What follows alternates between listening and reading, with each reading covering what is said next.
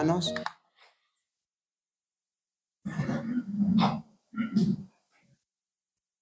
El libro de los Salmos ya ha sido explicado en las predicaciones anteriores. Es un libro que contiene todo el cántico que tenía el pueblo de Israel.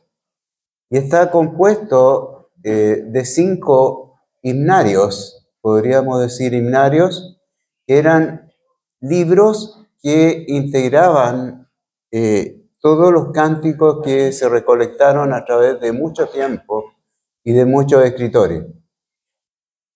Y estamos en el Salmo 119, en el 5º himnario, que abarca del Salmo 107 hasta el número 150.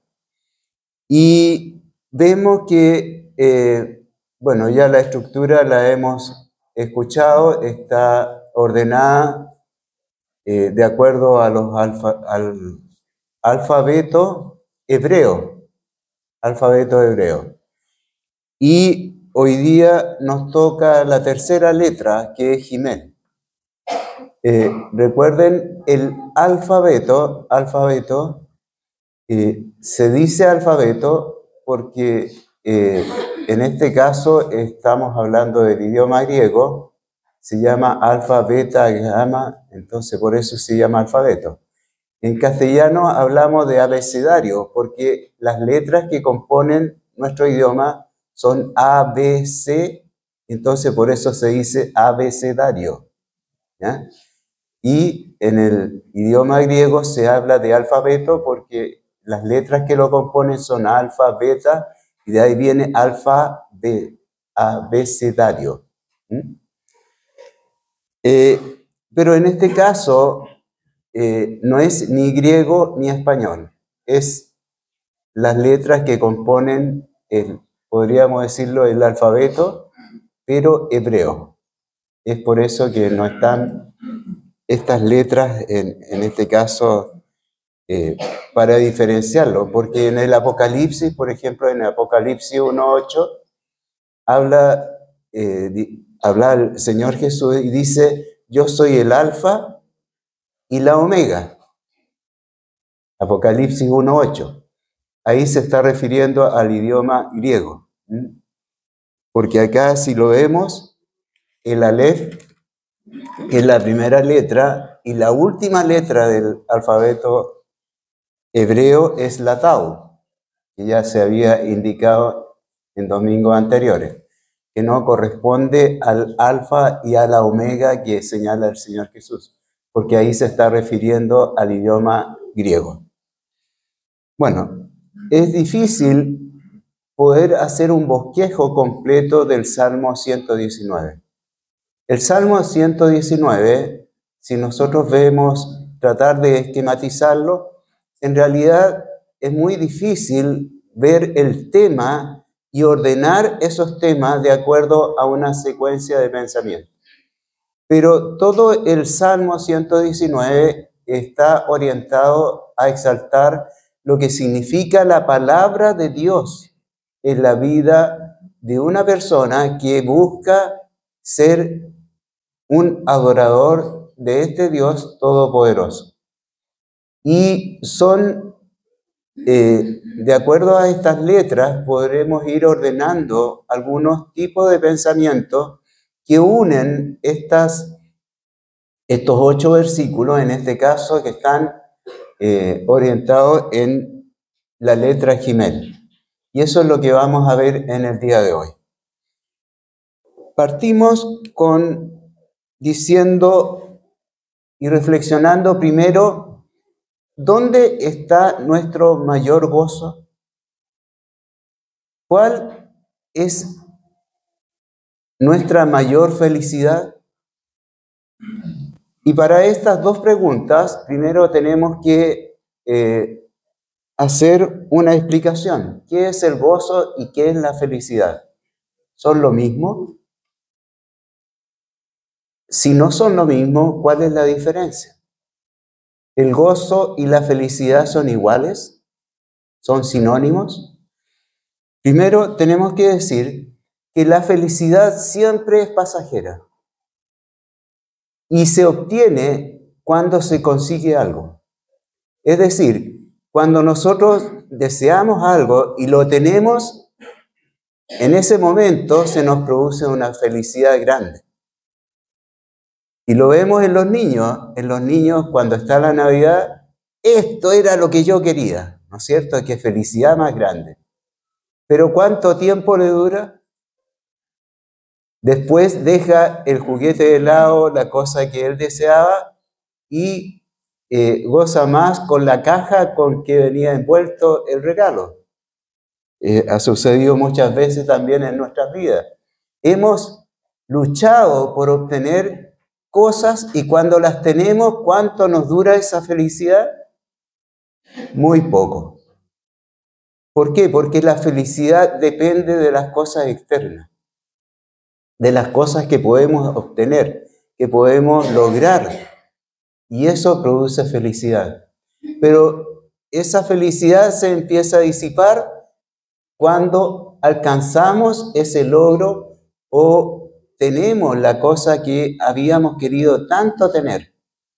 Pero el gozo es distinto porque el gozo es un estado del alma que no se produce por las cosas externas, sino que se produce por una cultivación de la persona, del alma, que se empieza a trabajar en las personas.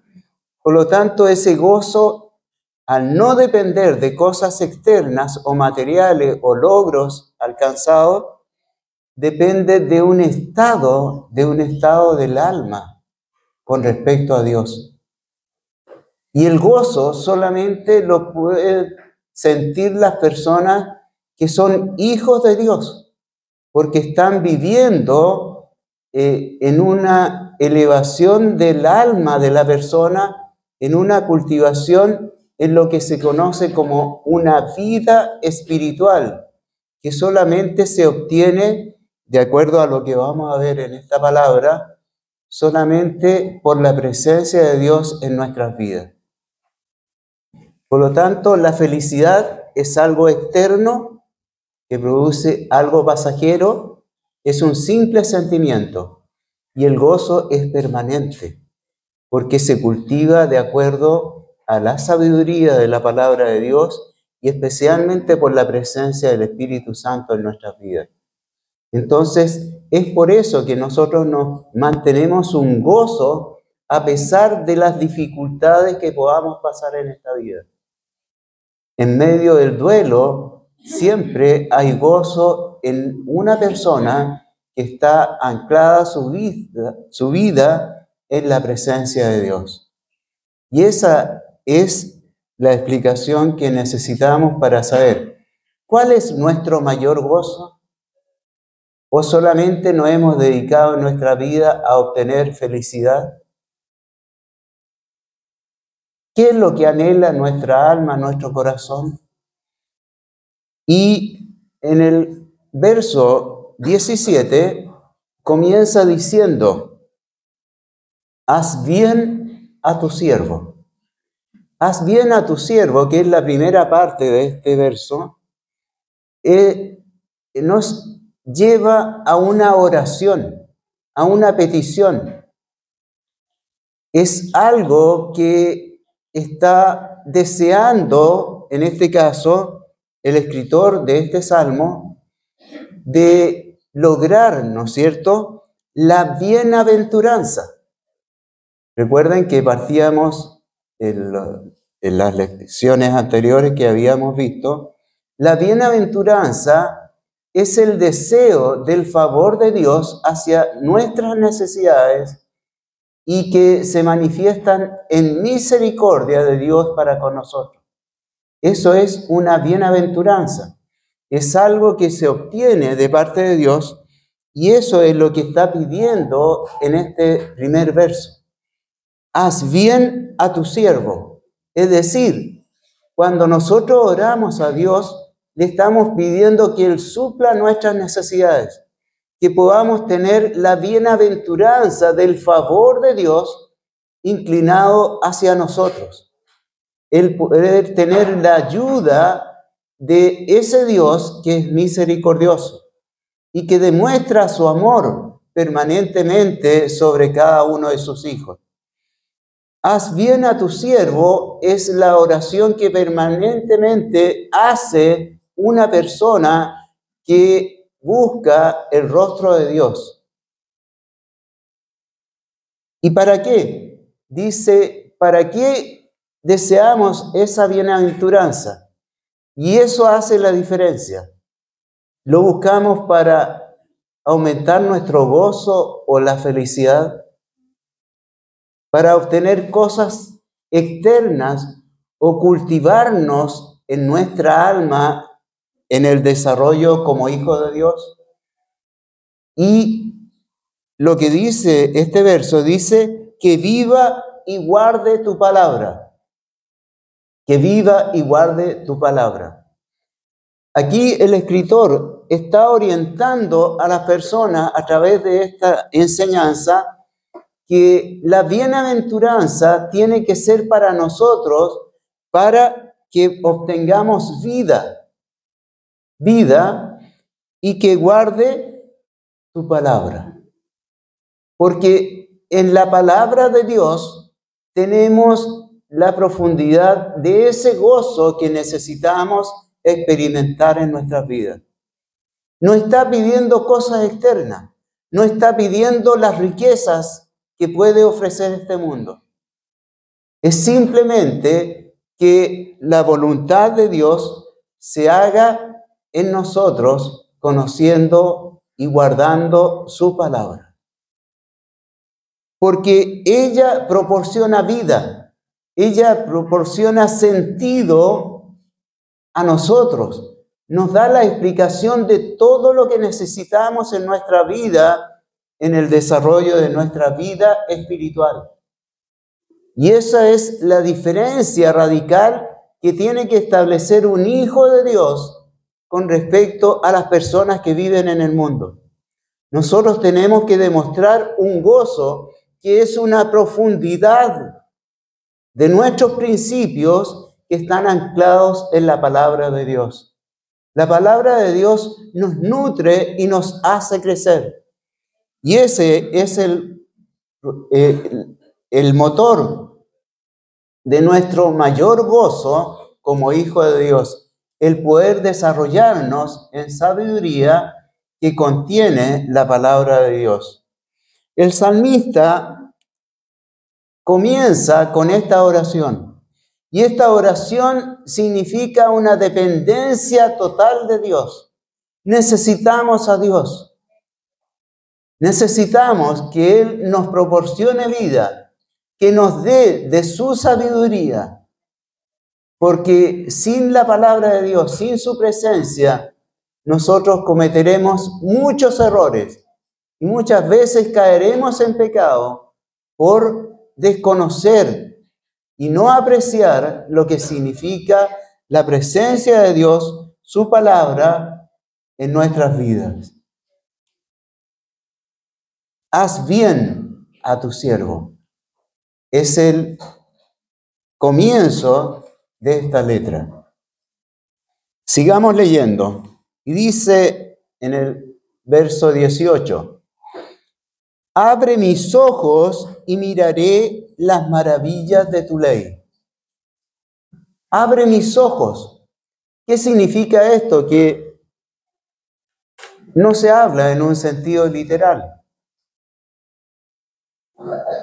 pero nos indica una realidad que está presente en la naturaleza humana. La naturaleza humana muchas veces rechaza las cosas que son de Dios. Y es necesario que la presencia de Dios, a través de la actividad de su Espíritu Santo, abra nuestros sentidos, abra nuestros ojos, que podamos percibir las cosas que son espirituales. Un hijo de Dios no puede solamente estar viviendo de acuerdo a sus propios sentimientos, sino que necesita la presencia de Dios en su vida para que se goce con ese gozo que está indicando este porción, ¿no es cierto?, de este hermoso salmo, de que nosotros podamos cultivar nuestra vida, que podamos entender la profundidad del pensamiento de Dios y de esa manera entender la grandeza de este Dios al cual adoramos. Abre mis ojos y miraré, y miraré. Esto quiere decir que cuando vamos entendiendo las cosas que están escritas en la Biblia, nos vamos, ¿no es cierto?, admirando. Podremos mirar a Dios, podremos entender quién es Dios, su grandeza, su poder. Y de esa manera podremos amarlo. Porque no podemos amar a alguien que desconocemos. Y en la medida que vamos entendiendo sus atributos, vamos entendiendo la profundidad de su ser, aumenta también nuestro amor, que es el deseo permanente de estar en la presencia de este Dios maravilloso, real, y que es la fuente de nuestro gozo. Todo hijo de Dios necesita de la presencia de Dios. Verso 19. Advenedizo soy en la tierra. Advenedizo significa ser un peregrino. Este mundo no nos pertenece. Sus valores son contrarios a este gozo que significa ser un hijo de Dios. Nosotros tenemos que vivir de acuerdo a la voluntad de Dios expresada en su palabra, en la palabra de Dios. Hay muchas personas que toman la Biblia como en muchas partes se enseña, en muchos grupos cristianos, que hablan de la gracia especial. Y piensan que solamente por ser la palabra de Dios, esta va a traer una bendición por estar ahí, por ejemplo, en el velador del dormitorio. Y que si está la Biblia ahí, obtendremos protección. Pero esto es solamente un libro que contiene hojas, que contiene impresos. El poder de la palabra de Dios no radica en las hojas y en las letras que están escritas. Radica en que se hace vida en cada uno de nosotros la presencia de Dios a través del aprendizaje de lo que está escrito. Y de esa manera obtendremos ese crecimiento que necesita nuestra vida espiritual. Así que mucho cuidado, ¿no es cierto?, de creer que la Biblia en sí misma, como un libro, imparte gracia. He visto que en algunas personas, cuando les duele, por ejemplo, un brazo, van y se ponen la Biblia, pensando que a través de este libro van a obtener algo de gracia para su dolencia. Bueno, si le duele la cabeza, imagínense. No podemos estar usando la Biblia en ese sentido. Tenemos que profundizar en lo que ella nos enseña. Y de esa enseñanza tenemos que empezar inmediatamente a practicar y a crecer a través de su sabiduría. Entonces, al beneficio yo soy en la tierra. No encubra de mí tus mandamientos. Los mandamientos de Dios son la norma de santidad que nosotros tenemos que observar. Es necesario que permanentemente estemos reflexionando lo que estamos haciendo con nuestra vida. Nuestra vida es un camino de santidad. ¿Es un camino de hacer la voluntad de Dios? ¿O solamente estamos haciendo de la vida cristiana, una vida religiosa que se cumple en conciencia de asistir solamente un día domingo o de hacer algo dentro de la semana? La palabra de Dios tiene que producir una vida intensa en todo nuestro ser. Tiene que vibrar toda nuestra alma por la presencia de Dios en nosotros.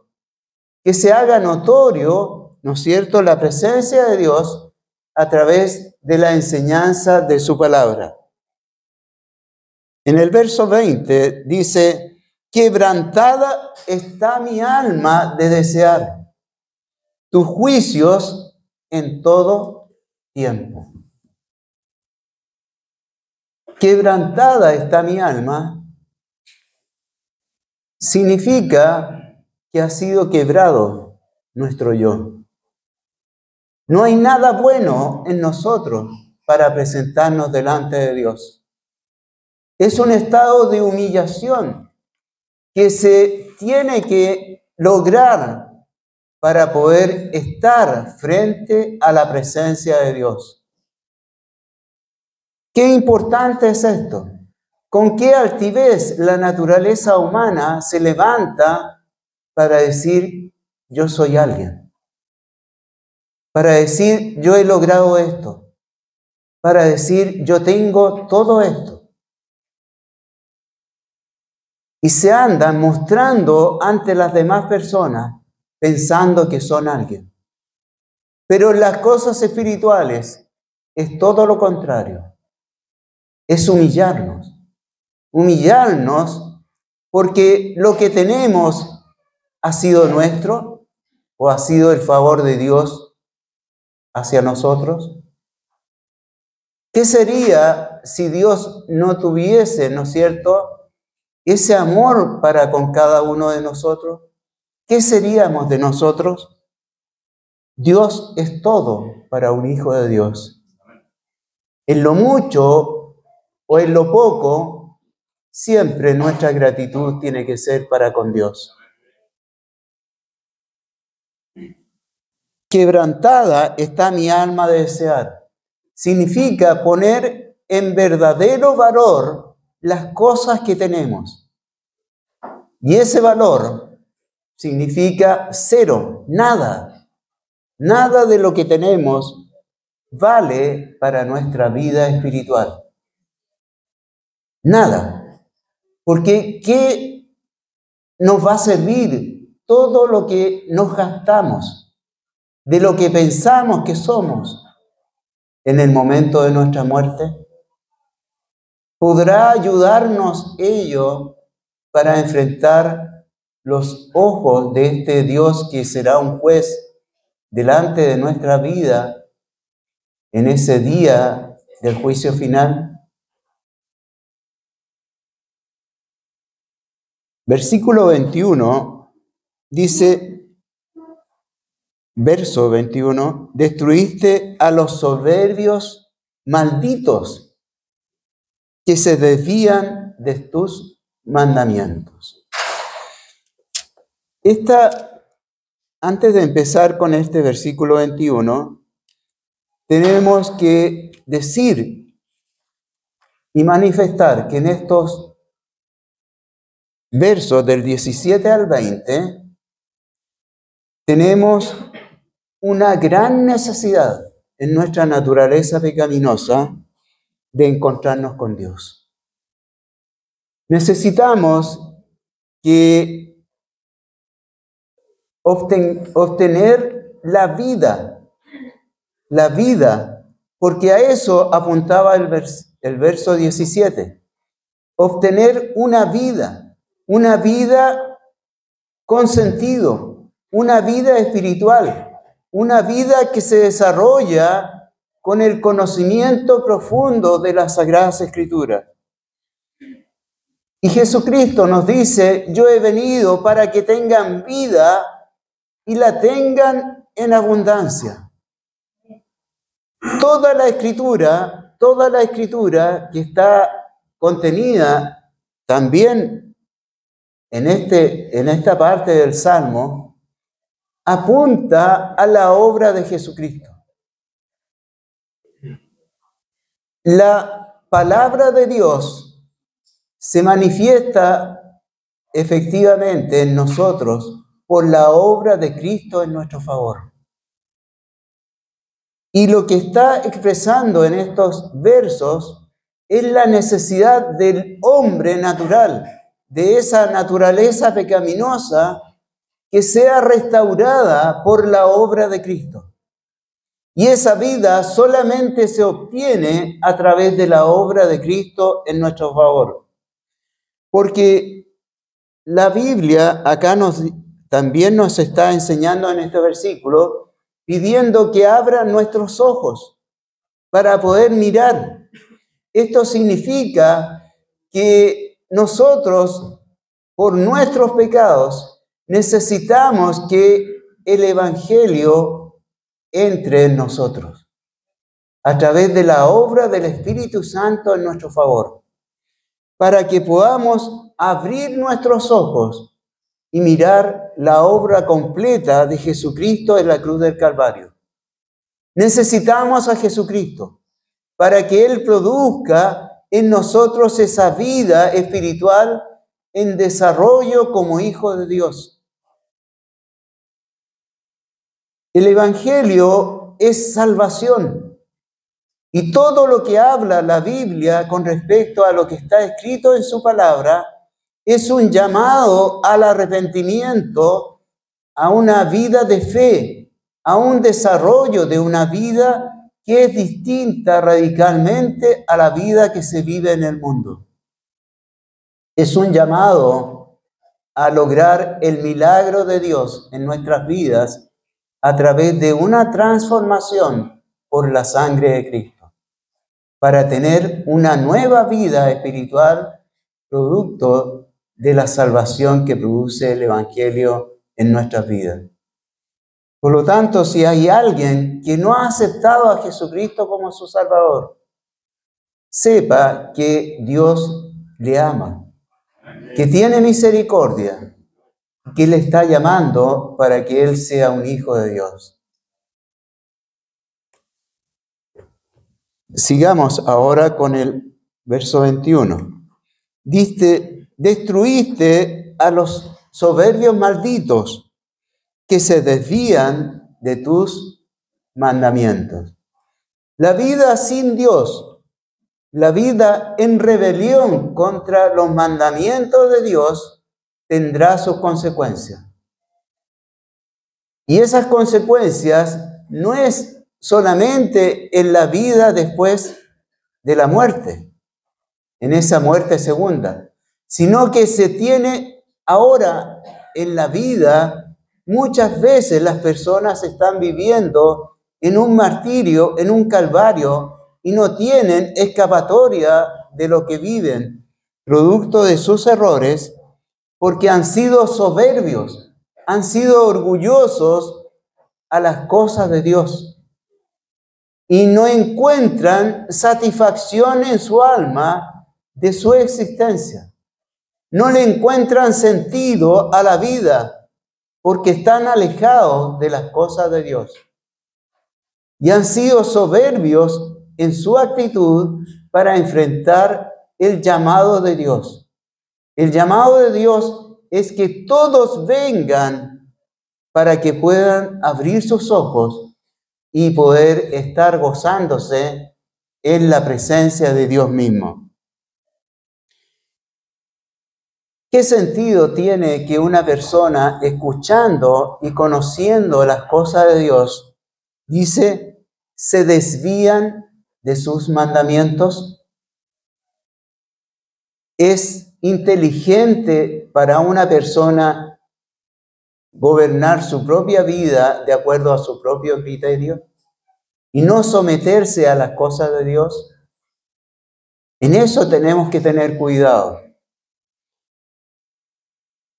En el verso 22 dice lo siguiente: aparta de mí oprobio y menosprecio, porque tus testimonios he guardado.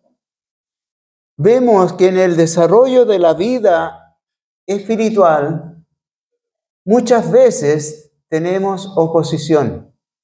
Y no simplemente una oposición pasiva, sino que hay oprobio, que hay menosprecio.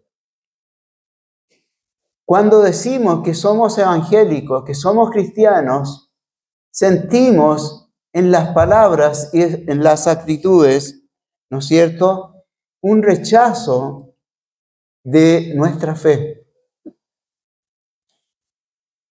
¿Y cómo responde el salmista que escribió este salmo?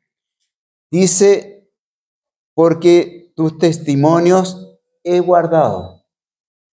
Él no se lamenta o anda llorando, ¿no es cierto?, porque es rechazado, sino que su vida se ha dedicado en guardar sus mandamientos. El Hijo de Dios, frente al rechazo, frente a las cosas que puede experimentar en su vida como cristiano, tiene que seguir creciendo en guardar la ley, en guardar los mandamientos de Dios.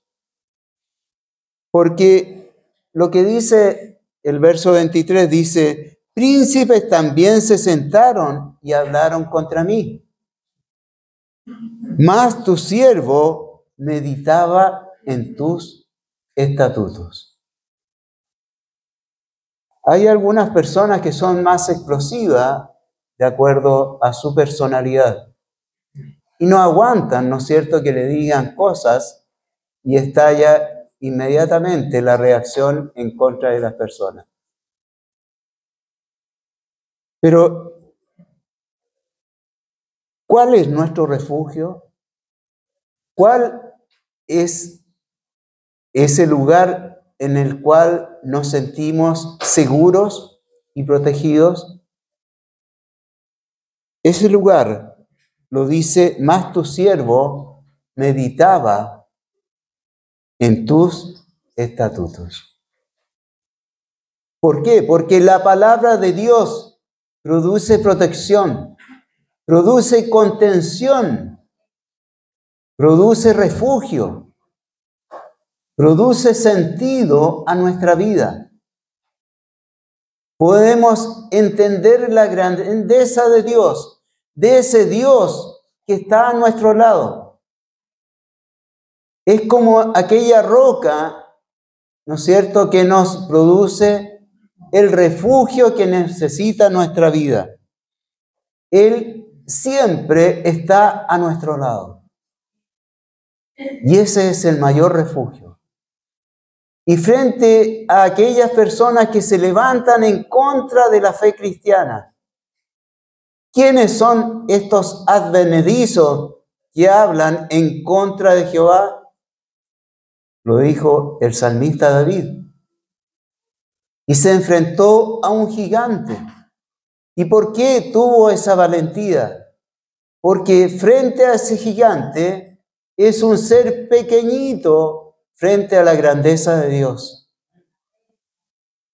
No hay gigante para un cristiano, porque nada hay más grande que el ser de Dios. Y Dios está con nosotros.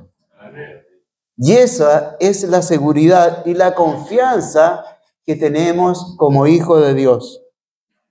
Entonces, más que andar peleando, ¿no es cierto?, dedicarnos enteramente a la apologética, busquemos refugio en la presencia de Dios mismo.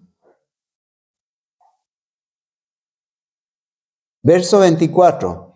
Pues tus testimonios son mis deleites y mis consejeros.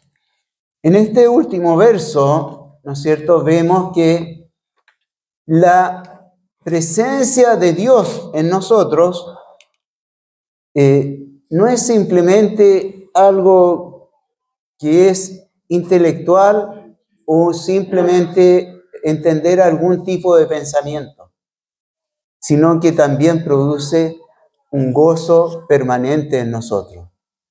Es ese deleite en aquellas cosas que nosotros nos gozamos permanentemente.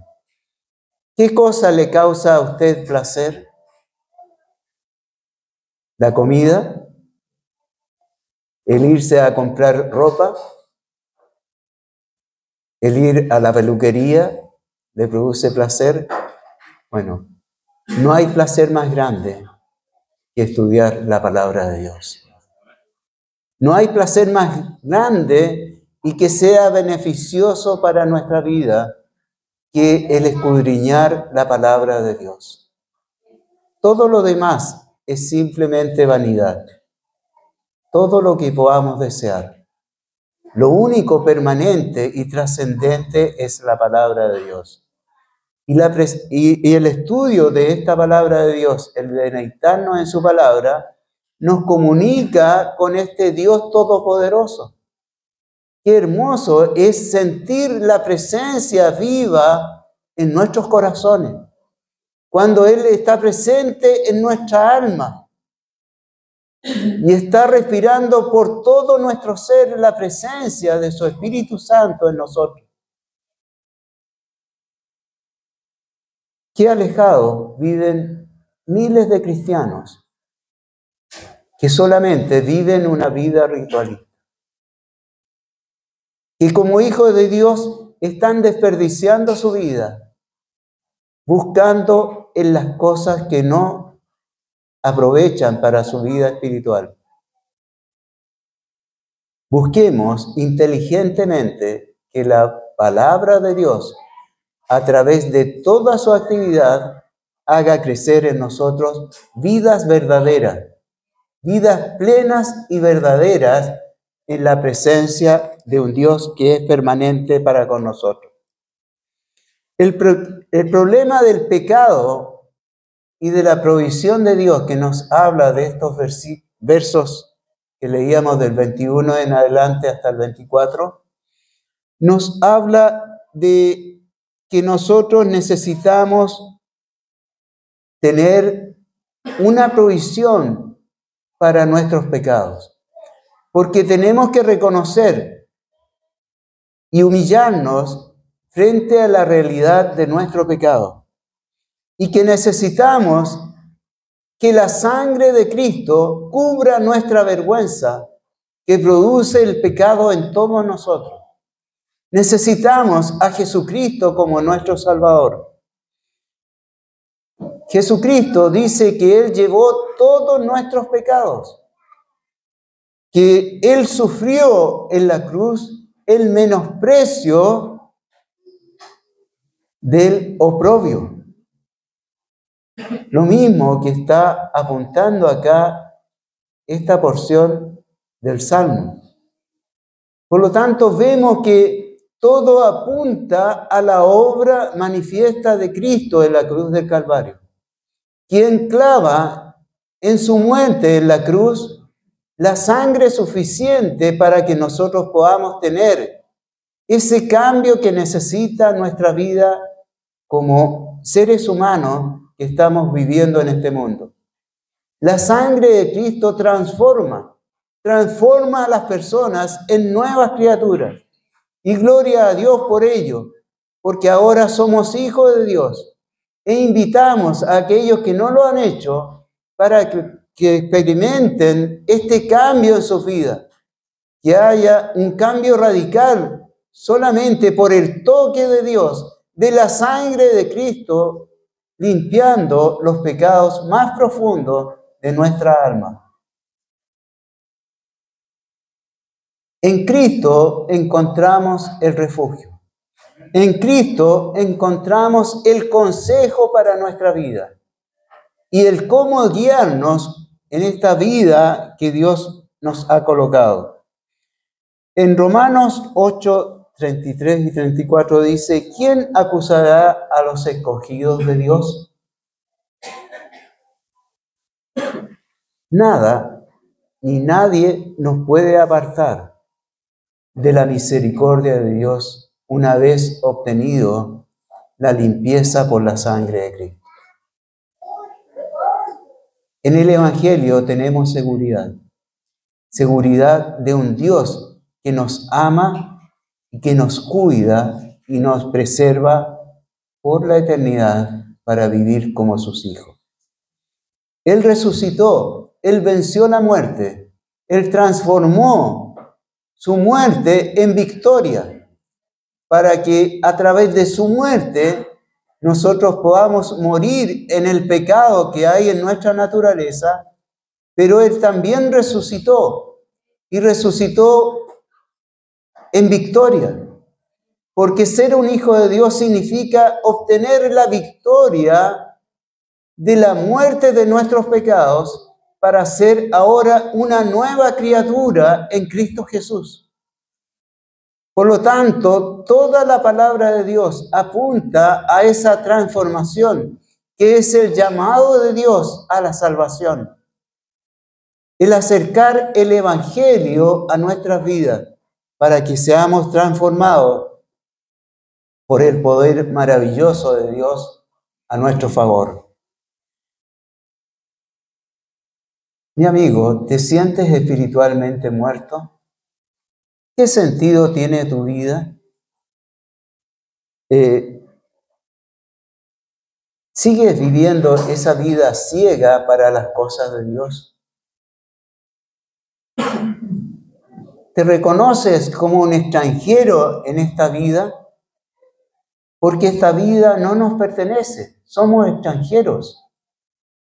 Aunque se arraigue en nosotros esa chilenidad en esta fiesta, como hijos de Dios somos extranjeros. Somos inmigrantes. Y también mirémonos internamente. ¿Tenemos soberbia? ¿Vivimos en pecado? ¿Somos rebeldes? Si es así, cada uno de nosotros necesita a Cristo en nuestras vidas. Y la presencia de Cristo está inclinado a nuestro favor. Y Él está obrando misericordia para aquellos que buscan con toda su alma la presencia de Dios. Este es hermoso verso que hemos visto en el Salmo 119. Nos invitan para todos nosotros valorar lo que significa la palabra de Dios. Y podemos establecer a través de ella la grandeza del Evangelio a nuestro favor. El Señor que nos conceda, ¿no es cierto?, de su gracia y de su amor para poder vivir de una manera como Él demanda para cada uno de sus hijos. Hermanos, estos versículos, estos versos que hemos leído, es una invitación para que caminemos en ese sentimiento que el salmista expresó en estos versos. Que deseemos con toda nuestra fe, fuerzas, ¿no es cierto?, el poder alcanzar la norma como hijo de Dios. Hay muchas situaciones que puedan pasar en nuestra vida, pero lo más relevante de toda la vida de desarrollo es buscar que Dios sea con nosotros. ¿Qué sentido tiene la vida espiritual sin tener a Dios en nuestras vidas? ¿Cuántos grupos cristianos hablan de Dios, pero viven sin Dios?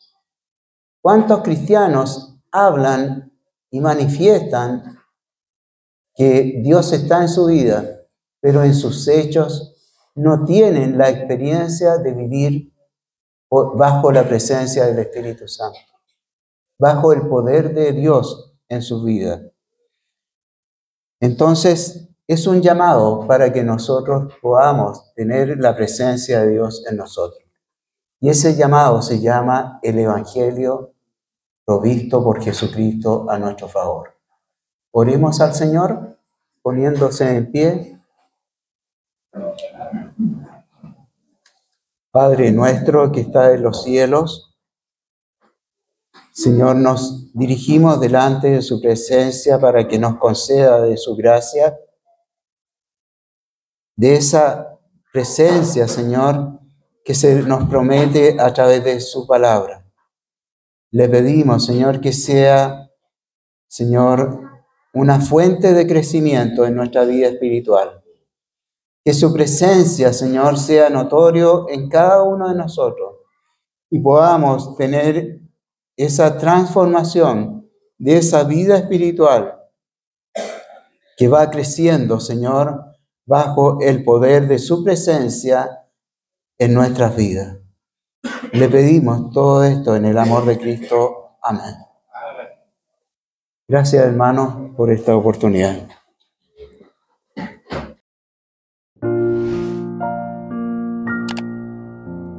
Dios te bendiga, protección te dé, sea su gracia siempre tu sostén.